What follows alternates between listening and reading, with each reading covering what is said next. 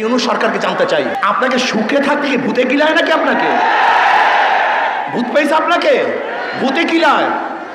যদি ভূতে পেয়ে থেকে এমন কিলায় শুরু করবো, আপনি দেখতে পারবেন না মুহূর্তেও। বিয়াকুব নাকি? কত ধানে কত চাল আপনি দেখতে পারবেন।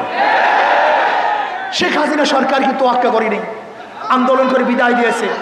আর আপনার অবস্থা আমরা ভালো মতোই জানি না, আপনার অবস্থা কোথায়, আপনার শক্তি কোথায়। বাংলাদেশের মানুষ চিনেন? এই যে দেখেন মেট্রো রেল শেখ হাসিনা করছে, মনেও কেউ করে না। যমুনা ব্রিজ করছে, একবার কেউ ভুলে উচ্চারণ করে না। ওনার উন্নয়নের কথা সবাই ভুলে গেছে। বাংলাদেশের মানুষ চিনেন আপনি?